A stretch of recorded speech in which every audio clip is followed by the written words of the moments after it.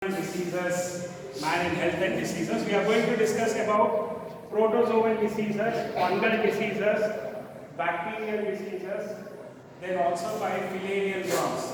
From the what we call it as roundworms, there are microscopic worms which causes diseases. So we'll be discussing about all this, and even fungal ringworm or gaji, what we call it as, that is also caused by fungi. We'll be discussing about it. During examination, what they ask is, you should remember the name of the disease, pathogen, the vector, what transmits them from infected person to a healthy person, or it might be mode of transmission, like it can be food or water contamination.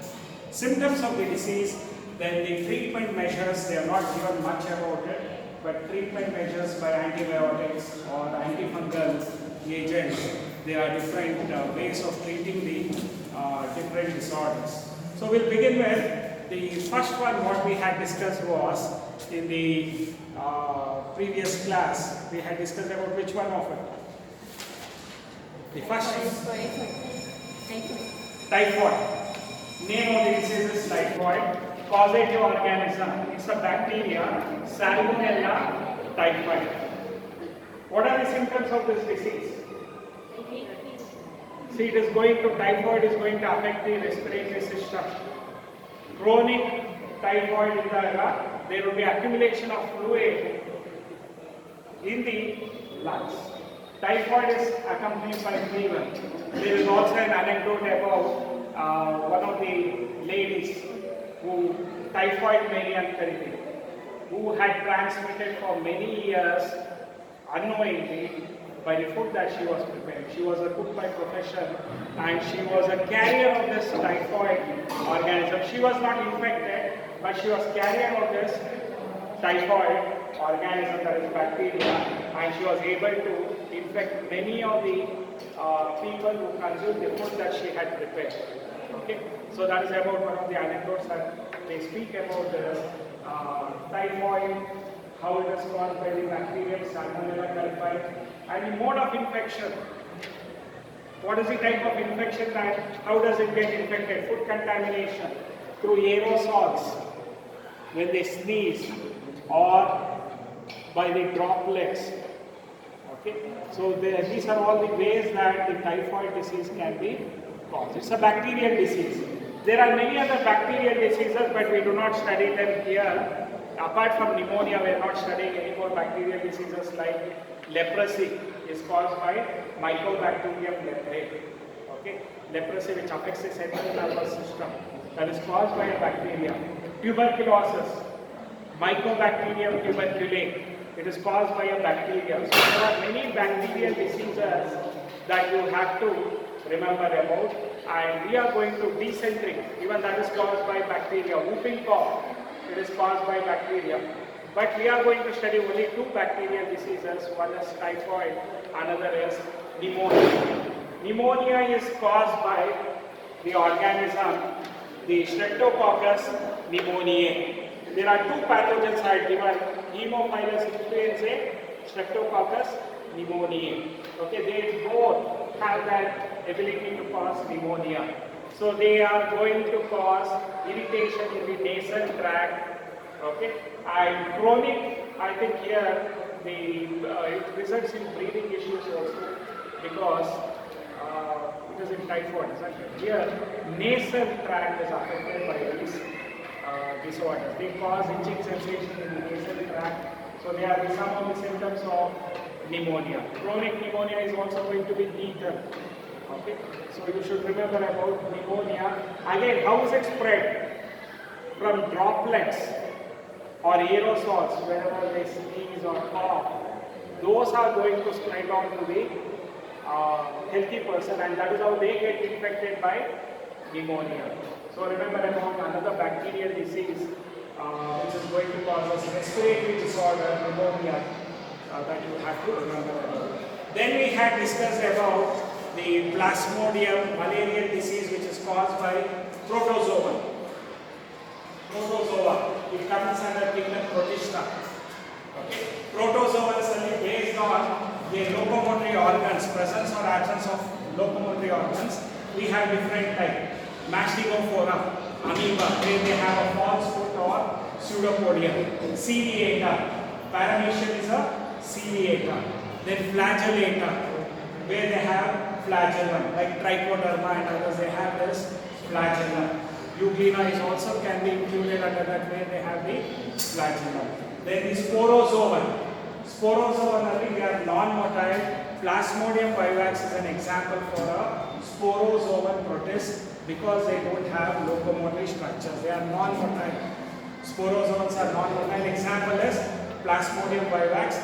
Malarian disease is caused by 3 pathogens. It might be Plasmodium vivax, or it can be Plasmodium malaria, or Plasmodium falciparum.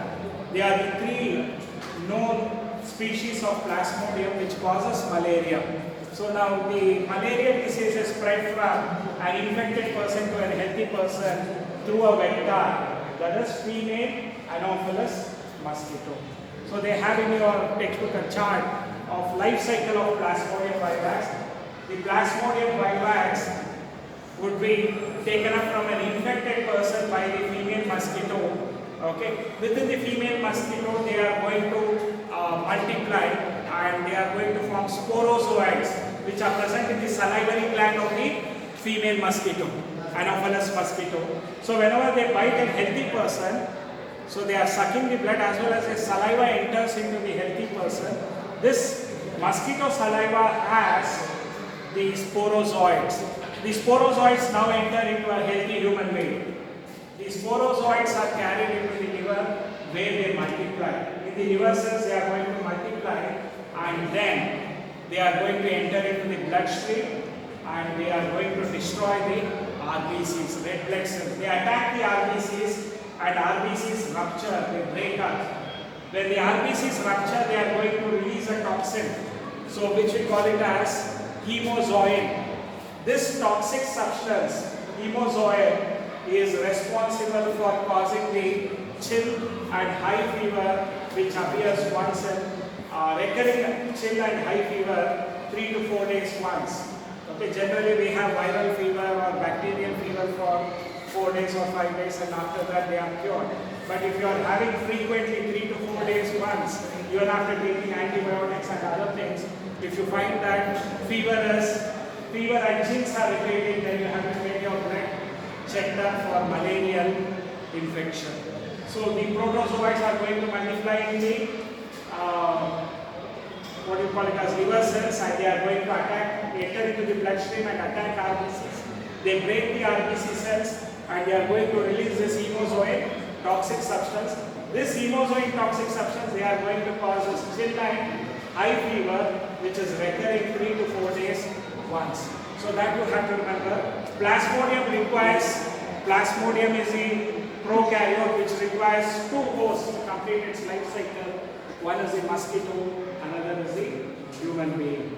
This is a thing that you have to remember for the malarial disease. Then the next one is amoebic dysentery. It is caused by, it is also called as amoebiosis, especially water contamination, food contamination. It results in dysentery is nothing but loose motion. Amoebic dysentery. Amoeba, entamoeba histolytica is a protozoan. They have pseudopodia. Mastigophora ನಲ್ಲಿ place ಮಾಡಿದ್ದಾರೆ. Mastigophora protozoa it is. Plasmodium was sporozoan protozoa. Non-motile it was, but this is having a similar to amoeba. Amoeba protease. Entamoeba histolytica also moves through formation of false feet or pseudopodia. Okay, the entamoeba histolytica causes this amoebiosis. They can enter into the food and water through contamination of food and water contamination. They can also be spread by houseflies. So overfecation, the fecal matter will be having this, the entamoeba histolytica.